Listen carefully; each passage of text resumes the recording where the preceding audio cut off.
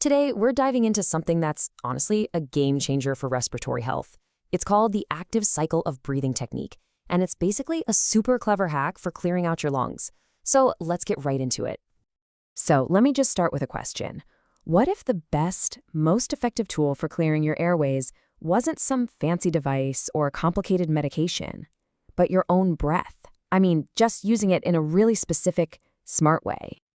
To really get why this technique is so important, we got to look at the problem it's trying to solve first.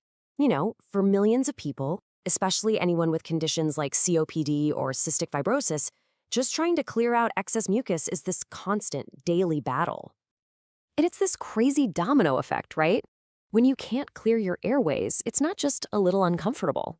It leads to actual physical obstruction. That causes that awful, scary feeling of breathlessness, and well, over time, it just chips away at your quality of life.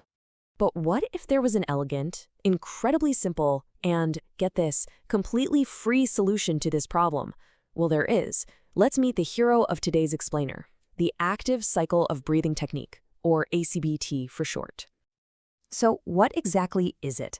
Well, ACBT is a structured method that puts you in the driver's seat.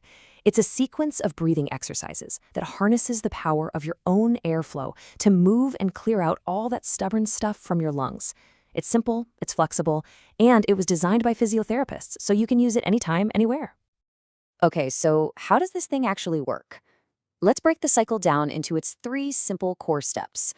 Think of this as the blueprint for breathing better. The entire technique is built on just 3 phases, which you do in a repeating cycle. First up, you have breathing control. Second is thoracic expansion. And third, you've got the forced expiratory technique, which, honestly, we're just going to call the huff. It's way easier. Now, step 1, breathing control. This is so crucial. It's the foundation of the whole cycle. This is all about gentle, relaxed breathing, using your diaphragm, that's your main breathing muscle. Its whole job here is to calm everything down, stop your airways from tightening up, and just give you a moment to recover so you don't get tired out. Then you build on that calm foundation with step 2, thoracic expansion.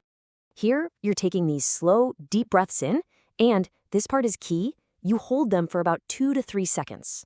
That little pause, that's what lets the air sneak in behind the mucus and start loosening it up from the smaller airways. And the final step is the huff. The absolute best way to imagine this is like you're trying to fog up a mirror with your breath. It's not a violent cough at all.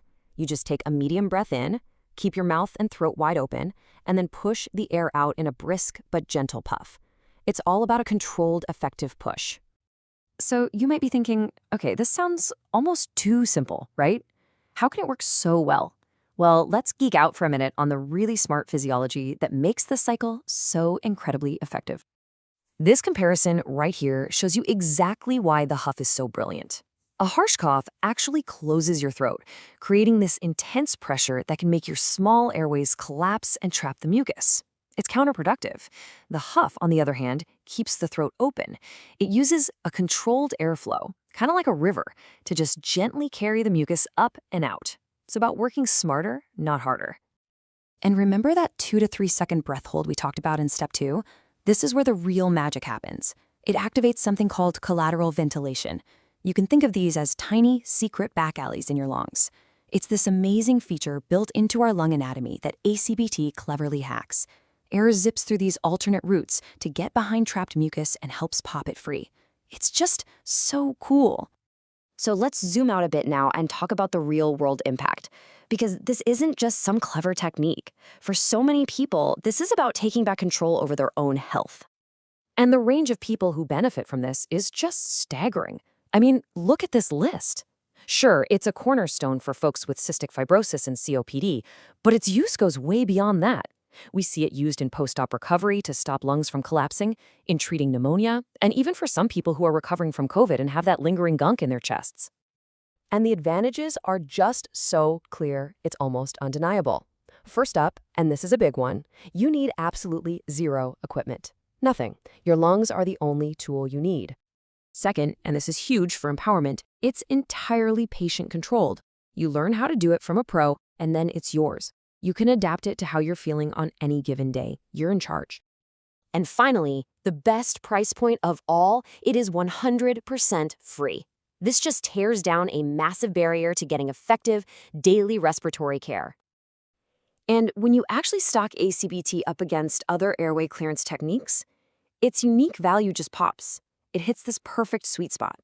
You've got no equipment and no cost, unlike those PEP devices, but it's also way easier to master than other really high-skill methods like autogenic drainage. So what's the bottom line here? It all boils down to independence. That's the key word.